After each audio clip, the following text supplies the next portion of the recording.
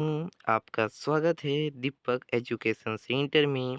बच्चों, हमने पिछले वीडियो में फिजिक्स का पी वाई क्यू क्वेश्चंस किए। क्या किए? पी वाई क्यू क्वेश्चंस किए। आने की एक आकांक्षा एग्जामिनेशन 2022 का सेट 1 हमने कर लिया है पिछले वीडियो में। अब हम आपके लिए नेक्स्ट पार्ट लेके आए हुए हैं, सेट 2। क्या लेके आए हुए हैं? फिजिक्स का सेट 2 हम करने वाले हैं। आने की पी वाई क्यू क्वेश्चंस करने वाले हैं 2020 का। ठीक है, तो एकदम जल्दी से वीडियो को लाइक कर लें और चैनल को सब्सक्राइब कर लें, क्योंकि आपको आकांक्षा एग्जाम से रिलेटेड बहुत सारे वीडियो हमारे चैनल पे मिल जाएंगे, अपलोड किए जा चुके हैं। अपने यदि आपके दोस्त भी आकांक्षा एग्ज़ाम का तैयारी कर रहा है तो उन्हें भी ये वीडियो शेयर करें, ताकि उन्हें भी लाभ मिल सके। ठीक है दोस्तों। और आकांक्षा एग्जामिनेशन 3 तारीख को होने वाला है, तो ज़्यादा दिन तो समय है नहीं, अब 2 दिन बचा है। 2 दिन को एकदम खास बनाइए, शानदार बनाइए। एकदम शानदार तरीके से हम लोग तैयारी करेंगे आकांक्षा एग्जामिनेशन का।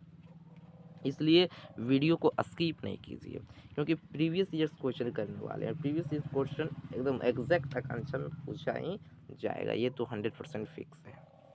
चलिए, तो लेट ना करते हुए स्टार्ट करते हैं। फिजिक्स का हम लोग सेट 2 स्टार्ट कर रहे हैं। ठीक है, किसका? फिजिक्स का। चलिए देखिए, पहला क्वेश्चन। किसी माध्यम का पूर्णांक nm द्वारा दिया जाता है। कह रहा है कि जहाँ हवा में प्रकाश की चाल c है, तब माध्यम में प्रकाश की चाल भी है। तो पूर्णांक क्या होता है?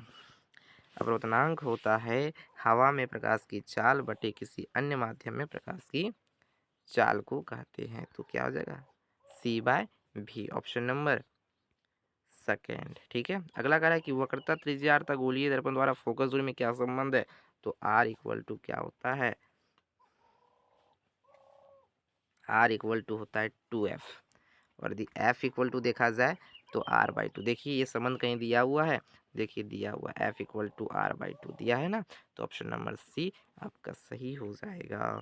अगला कह रहा है कि गोलीय लेंस की वृत्ताकार रूपरेखा क्या कहलाता है? तो द्वारक कहलाता है। गोलीय लेंस की वृत्ताकार रूपरेखा, जैसे कि ये देखिए, गोलीय लेंस बोला है ना, तो हम एक लेंस बना लेते हैं। ये देखिए आपका लेंस हो गया। ठीक है, ये आपका लेंस हो गया। तो कह रहा है कि इसका वृत्ताकार रूपरेखा का प्रभावी व्यास। तो ये जो वृत्ताकार रूपरेखा है, इसका जो इसका जो व्यास है, इसका जो व्यास है ये वाला, इसको हम लोग क्या बोलते हैं? द्वारक बोलते हैं। क्या बोलते हैं? द्वारक बोलते हैं। Option number C is right. अगला देखिए क्या कह रहा है कि यदि प्रकाश आपतित किरण किसी अवतल दर्पण के मुख्य फोकस से गुजरता है। देखिए, आपतित किरण कहाँ से गुजर रहा है? मुख्य फोकस से। तो कह रहा है कि परावर्तित होगा। तो जब मुख्य फोकस से गुजरता है तो परावर्तित कहाँ होता है? मुखज के समांतर। ऐसे परावर्तित हो जाता है तो मुखज के समांतर होगा। Option number third. अगला देखिए, कह रहा प्रदत्त उपाक्षीय किरण है। तो उपाक्षीय किरण का मतलब समझ में आया?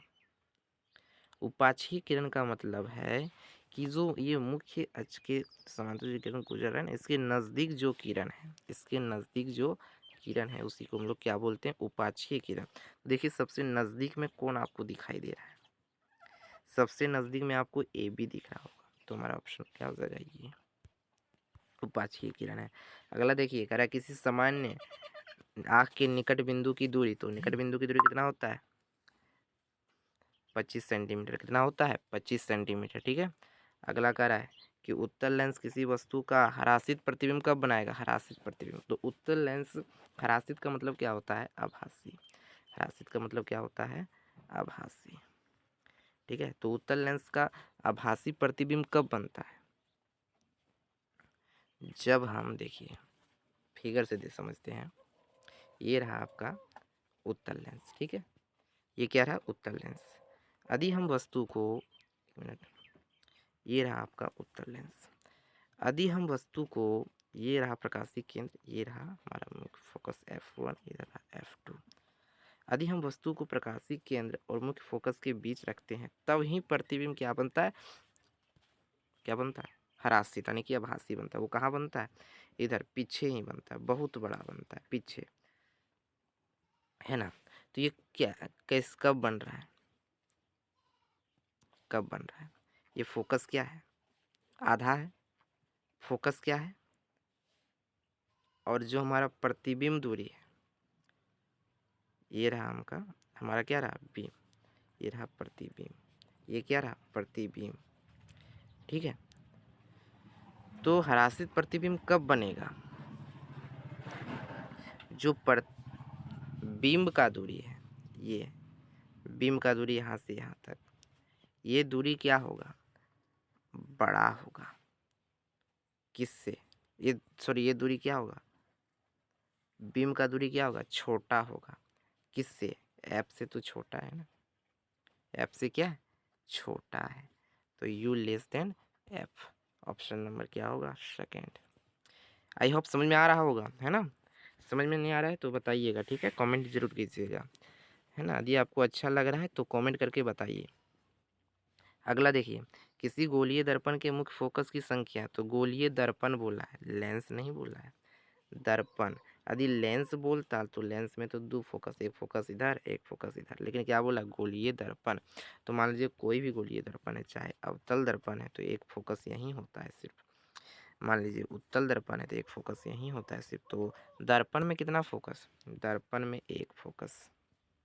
ठीक है, तो ऑप्शन नंबर ये है। अगला कह रहा है कि निम्नलिखित विद्युत चुंबकीय तरंगों में से किसकी उच्चतम ऊर्जा होती है, तो दृश्य प्रकाश तरंगे की। अगला कह रहा है दूरदृष्टि दोष वाले व्यक्ति, तो हमने बताया दूरदृष्टि दोष वाले व्यक्ति को क्या होता है कि दूर का वस्तु दिखाई देता है, निकट का नहीं दिखाई देता है, निकट के देखने के लिए क्या, उत्तल लेंस, दूर वाले के लिए क्या, उत्तल लेंस, और निकट दृष्टि दोष के लिए अवतल लेंस। लेकिन क्या पूछा है, दूरदृष्टि दोष के लिए, तो क्या हो जाएगा हमारा आंसर, उत्तल लेंस। ठीक है, अगला कह रहा है कि सूर्य प्रकाश स्पेक्ट्रम कितने रंग होते हैं, तो सूर्य प्रकाश स्पेक्ट्रम में 7 रंग होते हैं, कितने रंग होते हैं, 7 रंग होते हैं। अगला देखिए, कह रहा है 4 ओम प्रतिरोध से प्रति सेकंड 100 जूल ऊष्मा उत्पन्न हो रही है, तो प्रतिरोधक के आर पार विभवांतर क्या होगा, तो H इक्वल टू क्या होता है, देखिए हमको पूछा क्या गया है, विभवांतर पूछा गया है, क्या पूछा गया है, विभवांतर। तो विभवांतर का फॉर्मूला लगा देते हैं, क्या होता है, भी स्क्वायर आर, यही ना होता है, भी square R, H equal to, अब हीट कितना दिया, 100 जूल, अब भी का वैल्यू हमको पूछा है, आर का वैल्यू दिया कितना, 4, कितना दिया है, 4। अब देखिए 4 को ले जाइए तो क्या आ गया, एच इक्वल टू भी स्क्वायर आर, ये दिया 100, भी स्क्वायर हमको भी का वैल्यू निकालना है, आर दिया है 4, 4 को ले आइए इधर तो कितना आ जाएगा, गुना में है तो किस में आ जाएगा, बटे में आ जाएगा क्या,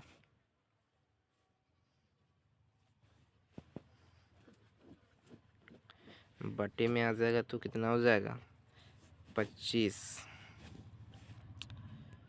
मिस्टेक हो गया क्या, सॉरी। देखिए हीट इक्वल टू क्या होगा, भी स्क्वायर बटे आर होगा, क्या होगा, भी स्क्वायर बटे आर होगा। ठीक है, तो एच का वैल्यू दिया है 100, भी स्क्वायर बटे आर का वैल्यू कितना, 4, 4 को इधर ले आइए, मल्टीप्लाई में हो जाएगा, कितना हो जाएगा, 400, कितना हो जाएगा, 400 इक्वल टू भी स्क्वायर, तो भी का वैल्यू क्या हो जाएगा, रूट अंडर 400, रूट अंडर क्या हो जाएगा, 400, और 400 का रूट निकालेंगे, भी इक्वल टू क्या आ गया, रूट अंडर 400, 400 का रूट निकालेंगे क्या आएगा, 20 आएगा, क्या आएगा, 20 आएगा, तो 20 वोल्ट हमारा राइट आंसर, ऑप्शन नंबर क्या आ जाएगा, ऑप्शन नंबर फर्स्ट आ जाएगा, 20 वोल्ट।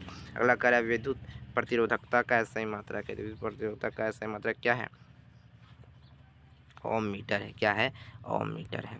अगला देखिए क्या कह रहा है कि जब कोई विद्युत हीटर विद्युत स्रोत से 4 एम्पीयर धारा लेता है तो उसके टर्मिनल के बीच विभवांतर 60 वोल्ट है, कह रहा है उसी समय यदि विद्युत हीटर कितनी धारा लेगा जब विभवांतर 180 वोल्ट कर दिया जाए। ठीक है, तो सबसे पहले निकालते हैं कि जब 4 एम्पीयर विद्युत धारा लेता है और एक 60 वोल्ट क्या विभवांतर है, तब उसका देखते हैं कि प्रतिरोध कितना आता है, सॉरी धारा कितना आता है, हमको क्या निकालना है, धारा दिया है ना, प्रतिरोध का वैल्यू यहाँ से निकालेंगे, ठीक है। किसका निकालेंगे? प्रतिरोध का। तो R इक्वल टू क्या होता है? V बटा I। V का वैल्यू 60, I का वैल्यू 4, कितना आ गया? 4 एकम 4, 4 पचे 20, 15 ओम, कितना आ गया? 15 ओम। तब उसका प्रतिरोध कितना होगा? 15 ओम होगा। अब कह रहा है कि वोल्ट कितना रखना है? 180 वोल्ट रखना है। तब हमको पूछ रहा है कि उस विद्युत धारा क्या होगा? आई इक्वल टू क्या होता है? V R. I equal to क्या होता है? V R. तो भी का वैल्यू कितना लेना है? 180। देखो भी आर इक्वल टू क्या था? भी बटे आई। तो आई इक्वल टू पूछा ना, आई इक्वल टू भी बटा आर होगा। क्या होगा? भी बटा, सॉरी, भी बटा आर, है ना। तो भी का वैल्यू कितना लेना है? 180 लेना है।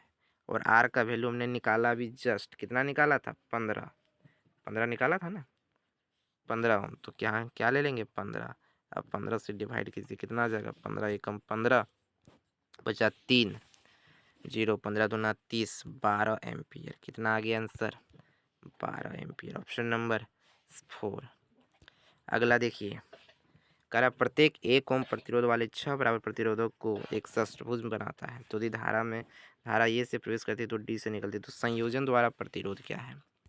तो इसका समतुल्य प्रतिरोध निकालना। तो देखिए यहाँ से ऐसे ऐसे जो दिख रहा है, ऐसे ऐसे ऐसे, है ना, और फिर ऐसे है, और फिर यहाँ पे ऐसे, है ना, और फिर ऐसे है, और फिर ऐसे है, और ऐसे, और फिर देखिए यहाँ से एक ऐसे प्रतिरोध है, फिर ऐसे प्रतिरोध है, और फिर ऐसे प्रतिरोध है, ऐसे गया है। तो देखिए ये वाला और ये वाला और ये वाला, ये तीनों देखिए ऐसे है, यानी कि तीनों के एक समांतर, एक सॉरी एक श्रेणी क्रम में, एक ही श्रेणी में। तो ये तीनों का कितना हो जाएगा? 1 ओम ये और 1 ओम ये। तो टोटल कितना हो गया? 3 ओम इधर, और इधर भी देखिए 1 ओम, 2 ओम, 3 ओम, ये सॉरी 1 1 1, ये भी कितना हो गया? 3 ओम। ये भी कितना हो गया? 3 ओम हो गया। हो गया ना।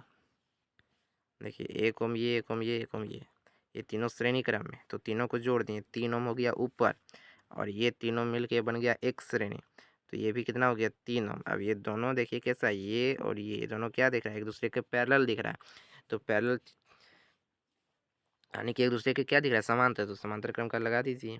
1/r1, R1 कितना निकल गया? 3, प्लस 1/r2 कितना निकल गया? 3। अब जोड़ दीजिए, 1/r1 इक्वल टू 1/3 प्लस 1/3, दोनों 3 3 आ गया, कितना हो गया? 1/r equal to 1/3, sorry 2/3। तो r इक्वल टू क्या आ जाएगा? 3/2। अब 2 से डिवाइड करेंगे, क्या आ जाएगा? 2 1 ज़ा 2, बचा कितना? 1, 2 5 ज़ा 10, यानी कि 1.5 ओम। तो ऑप्शन नंबर क्या हो जाएगा? D is right. Next question देखिए, क्वेश्चन नंबर अगला, करा इकाई विद्युत आवेश बिंदु ए से बिंदु बी की ओर जाती है। इस प्रक्रिया में किया गया कार्य क्या कहलाता है? तो किया गया कार्य कहलाता है बिंदु ए तथा बी के बीच का विभवांतर। कहता है जूल प्रति कूलाम, जूल प्रति कूलाम। तो जूल प्रति कूलाम को हम लोग क्या बोलते हैं? तो जूल का मतलब क्या हुआ? वर्क, और कूलाम का मतलब क्या हुआ? आवेश। तो वर्क बटे आवेश, यानी कि कार्य बटे आवेश इक्वल टू क्या होता है? वोल्ट होता है। क्या होता है? वोल्ट होता है, नहीं विभवांतर होता है। तो क्या हो जाएगा? वोल्ट का ऐसे मत वोल्ट। तो वोल्ट किस में है? ऑप्शन नंबर 4 में। अगला देखिए, करा एक परिपथ में क्या होता है? एमीटर हमेशा समांतर क्रम में वोल्ट मीटर प्रतिरोध के साथ श्रेणी क्रम में जुड़े होते हैं। एमीटर तथा वोल्ट मीटर दोनों ही श्रेणी क्रम में जुड़े रहते हैं। एमीटर तथा वोल्ट दोनों ही समांतर क्रम में जुड़े रहते हैं।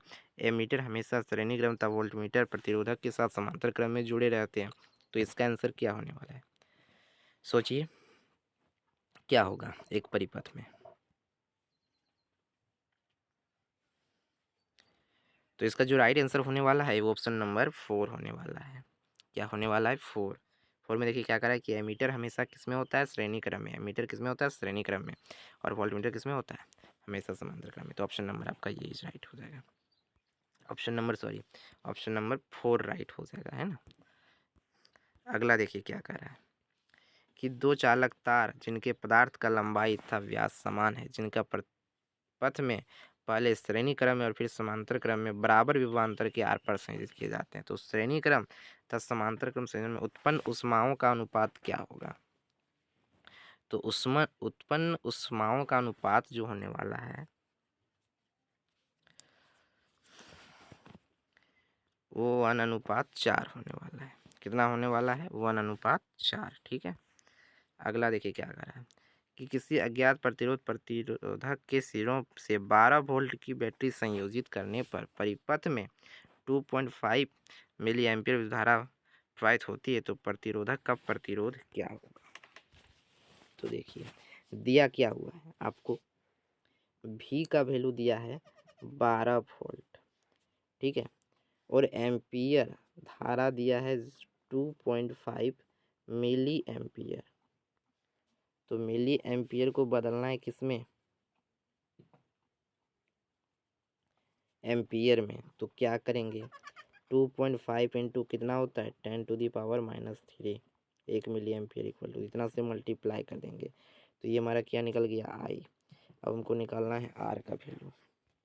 तो देखिए भी इक्वल टू कितना है 12 वोल्ट, आई इक्वल टू हमने कितना निकाल रखा है 2.5 इंटू 10⁻³ एम्पियर।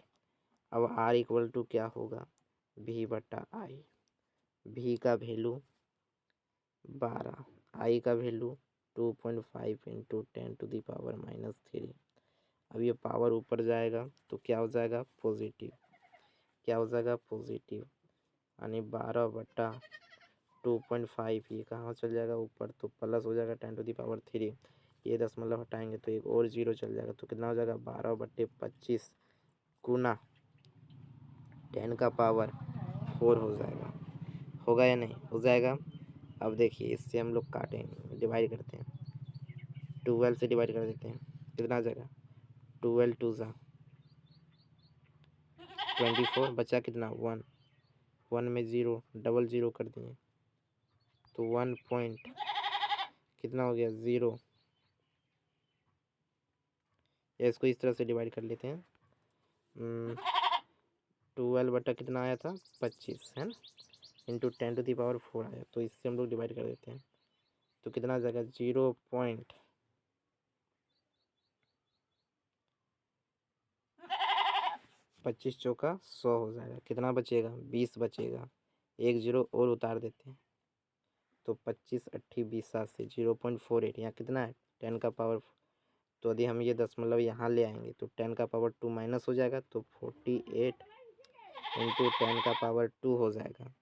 अब 10⁻² को क्या लिख सकते हैं 48000, यानी कितना 4800, ये क्या होगा ओम होगा। अब इसको किलो में बदलेंगे तो क्या लिख सकते हैं, किलो में बदलने के लिए 1000 से डिवाइड करेंगे क्या हो जाएगा 4.8 किलो ओम, क्या हो जाएगा 4.8 किलो ओम। किसमें दिया 4.8 किलो ओम, देखिए ऑप्शन नंबर सेकेंड में दिया। अगला क्वेश्चन कह रहा है तांबे के तार की आयताकार कुंडली किसी चुंबक क्षेत्र में घूर्णन कर रही है, तो इसमें प्रेरित विद्युत धारा में परिवर्तन क्या होगा। तो क्या होगा कितने, यानी कि तांबे के तार की आयताकार कुंडली किसी चुंबकीय क्षेत्र से घूर्णन कर रही है, इसमें प्रेरित धारा की दिशा तो प्रत्येक आधे परिभ्रमण के पश्चात क्या होगा बदलता रहेगा। अगला देखिए करा वह युक्ति जो परिपथ में विद्युत धारा के प्रवाह की दिशा को उत्क्रमित कर देता है उसको हम लोग क्या बोलते हैं कम्यूटेटर बोलते हैं। क्या बोलते हैं कम्यूटेटर। चुंबकीय प्रेरण की माप है, चुंबकीय प्रेरण की माप कौन सा है कोस, कोस क्या है चुंबकीय प्रेरण की माप है। अगला देखिए मिलान करना है विद्युत बल, विद्युत आवेश, विद्युत विभव क्या हो जाएगा। तो सबसे पहले जो आता है उसको मिलाइए, विद्युत आवेश कूलाम बी हो गया। अगला देखिए विद्युत विभव सी हो गया। नेक्स्ट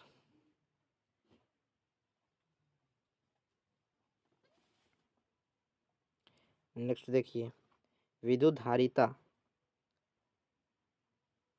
विद्युत धारिता क्या होगा? फेराड। और विद्युत बल क्या होगा? न्यूटन। तो ये हो गया आपका डी, और ये हो गया ये। तो देखिए ए का 2, ए का 2 है, बी का 4, बी का 4 ठीक, सी का ये ठीक, और डी का 3, डी का 3 ठीक। ऑप्शन नंबर 3 इज करेक्ट हो जाएगा आपका। ठीक है, अगला क्वेश्चन देखिए क्या कह रहा है। अगला क्वेश्चन कह रहा है कि नीचे दिए गए चित्र के अनुसार इलेक्ट्रॉन किसी चुंबकीय क्षेत्र में के लंबवत प्रवेश करता है तो इलेक्ट्रॉन आरोपित होगा। कैसे आरोपित होगा? सीधे निकल रहा है तो क्या होगा? कागज से बाहर की ओर जाते, सॉरी कागज के भीतर की ओर जाते हुए। ऑप्शन नंबर क्या हो जाएगा? Option number 4 is right. अगला कह रहा है चुंबकीय क्षेत्र की तीव्रता। तो चुंबकीय क्षेत्र की जो तीव्रता का मात्रक है वो क्या है? ऑस्टर। क्या है? ऑस्टर। अगला देखिए, कह रहा है कि निम्नलिखित में से कौन सीधे लंबे सीधी विद्युत धारिवाहिका तार के निकट चुंबकीय क्षेत्र का सही वर्णन करता है। तो चुंबकीय क्षेत्र का जो सही वर्णन करता है वो क्या है? कि चुंबकीय क्षेत्र में सकेंद्री वृत्त होते हैं जो तार पर केंद्रित होता है, या फिर चुंबकीय क्षेत्र की रेखाएं त्रिज्यीय होती है जिनका उद्भव तार से होता है। चुंबकीय क्षेत्र रेखाएं तार के समांतर होती है, चुंबकीय क्षेत्र रेखाएं तार के लंबवत होती है। तो कह रहा है लंबे सीधी धारावाही तार के निकट चुंबकीय क्षेत्र का सही वर्णन कौन करता है? तो इसका राइट आंसर हो जाएगा ऑप्शन नंबर 2 की चुंबकीय क्षेत्र की रेखाएं जो होती है वो तार के क्या होती है? समांतर होती है। अगला देखिए क्या कह रहा है, किसी चुंबकीय क्षेत्र में किसी कुंडली के घूर्णन करते हुए कुंडली पर प्रेरित विद्युत धारा की दिशा निर्धारित की जाती है। तो विद्युत धारा की जो दिशा निर्धारित किया जाता है वो फ्लेमिंग का दक्षिण हस्त नियम द्वारा। किसके द्वारा? दक्षिण हस्त नियम के द्वारा। अगला देखिए कह रहा है कि कोई विद्युत रोधी तांबे के तार की कुंडली को किसी गैल्वेनोमीटर से संयोजित की जाती है तो क्या होगा? यदि कोई छड़ चुंबक के भीतर स्थित है, तो चुंबक के भीतर स्थित है ना, तो सुई एक दिशा में क्षणिक गति करेगा, सुई की विपरीत दिशा में क्षणिक गति करेगा, सुई में कोई विक्षेप नहीं दिखाई देगा। संयोजित यदि कोई छड़ चुंबक कुंडली के भीतर स्थित है, तो भीतर स्थित है तो क्या होगा? कि सुई की विपरीत दिशा में क्षणिक गति करेगा। ठीक है, अगला क्वेश्चन कह रहा है कि विद्युत सेल अथवा विद्युत बैटरी का उपयोग किया जाता है किसमें? तो चालक के दो बिंदुओं के बीच विभवांतर बनाए रखने में। ठीक है, क्वेश्चन नंबर 31, किसी चालक में मुक्त इलेक्ट्रॉन्स क्या होता है? तो याद रखना कि जो इलेक्ट्रॉन्स होता है ना वो उच्च विभव से किधर आता है? निम्न विभव की ओर। उच्च विभव से क्या होगा?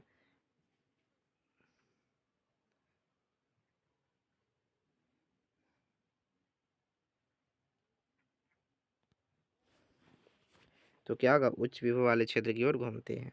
अगला देखिए, करा जेट प्लेन इंजन का सिद्धांत। तो जेट प्लेन इंजन का जो सिद्धांत है वो हमारा किस पे है? रैखिक संवेग पे। किससे है? रैखिक संवेग पे। अगला कह रहा है 33, एक जल से भरा बंद बोतल में जल जमने से फटने का कारण क्या है? कि बोतल जमने पर आयतन बढ़ जाता है। जल का आयतन क्या होता है? बढ़ जाता है। Option number 4 is right. अगला देखिए, वाहन के पीछे, बहुत ही इंपॉर्टेंट क्वेश्चन, वाहन के पीछे कौन सा दर्पण लगा होता है? तो वाहन के पथ दृश्य के पीछे जो है सो उत्तल दर्पण लगा होता है। बहुत ही इंपॉर्टेंट।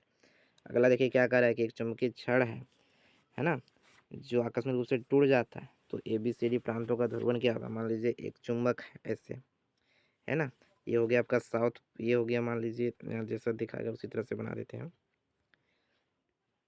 ये आपका एक चुंबक हो गया, ये हो गया नॉर्थ पोल, ये हो गया साउथ पोल। अब बीच में इसको तोड़ दिए, तो जब बीच में तोड़ेंगे तो ये देखिए ये रहा हमारा AB, और इसको तोड़ें तो ये हो गया CD। तो यहाँ जो टूटा तो ये भाग क्या रहेगा? नॉर्थ, ये भाग क्या रहेगा? साउथ। और यहाँ जो टूटा यहाँ भी क्या इसी तरह है।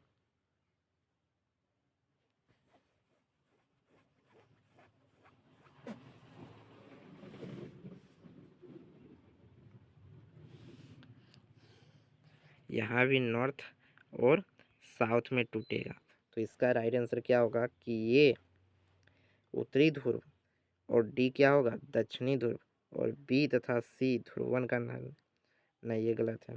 इसमें क्या होगा कि ए और सी उत्तरी ध्रुव होगा, ए और सी क्या होगा? उत्तरी ध्रुव होगा, और बी और डी दक्षिणी ध्रुव होगा। ऑप्शन नंबर 2 इज राइट हो जाएगा। कूलाम बल है। कूलाम बल क्या है? आकर्षक अथवा प्रतिकर्षी। ठीक है। क्वेश्चन नंबर 37 कहता है जब विभवांतर 10 वोल्ट है तब 5 एम्पियर धारा है तो आर का वैल्यू जस्ट वी बटा आई, वी 10, आई का वैल्यू 5, 5 दूना 10, 2 ओम। कितना आ गया? 2 ohm. Option number 4 is right. अगला, क्रांतिक ताप किसी अतिचालक का प्रतिरोध होता है तो क्रांतिक ताप पर किसी अतिचालक का प्रतिरोध क्या होता है? शून्य होता है। क्या होता है? शून्य होता है। क्वेश्चन नंबर 39, बहुत से प्रतिरोध समांतर संयोजन में इनमें से कौन सा प्रतिरोध अपरिवर्तित रहता है? तो समांतर क्रम में अपरिवर्तित, तो अपरिवर्तित क्या रहता है? विभवांतर अपरिवर्तित रहता है। ठीक है। लास्ट लास्ट क्वेश्चन फिजिक्स का सेट 2 का लास्ट क्वेश्चन क्या है? देखिए कि निम्न में से किसकी मदद से निम्न वोल्टता एसी उच्च वोल्टता को एसी में बदला जा सकता है? यानी निम्न वोल्टता से उच्च वोल्टता में, तो स्टेप ऑफ ट्रांसफार्मर, ट्रांसफार्मर होता है ना, स्टेप ऑफ ट्रांसफार्मर, उसमें हम लोग क्या करते हैं कि कम वोल्ट से ज़्यादा वोल्ट में बदल देते हैं। तो ऑप्शन नंबर 3 हो जाएगा। तो ये हमारे थे, हमारा क्या था? फिजिक्स का सेट 2 था, आने की 2020 में पूछे गए क्वेश्चंस प्रीवियस ईयर्स का, है ना। तो ये आई होप आपको अच्छे से समझ में आ गया होगा। यदि आपको समझ में नहीं आए तो कमेंट करें और हमें बताएं ताकि मैं और अच्छे से वीडियो बना सकूं। ठीक है। तो ये वीडियो एकदम आपको देख के ही जाना है ताकि आपके एक सांचा एग्ज़ाम जो है सो एकदम अच्छे से क्वालिफाई हो। यदि आपके दोस्त भी करें तो उन्हें भी ये वीडियो शेयर कर दें, है ना, ताकि उन्हें भी लाभ मिल सके। अब हम लोग अगले वीडियो में लेके आएंगे सेट 3, फिजिक्स का सेट 3, उसमें भी हम लोग प्रीवियस ईयर्स क्वेश्चन देखेंगे, है ना। तो आप धन्यवाद, समाप्त करते हैं। अब अगले वीडियो में हम लोग फिजिक्स का सेट 2 देखेंगे। ठीक है। ओके, धन्यवाद।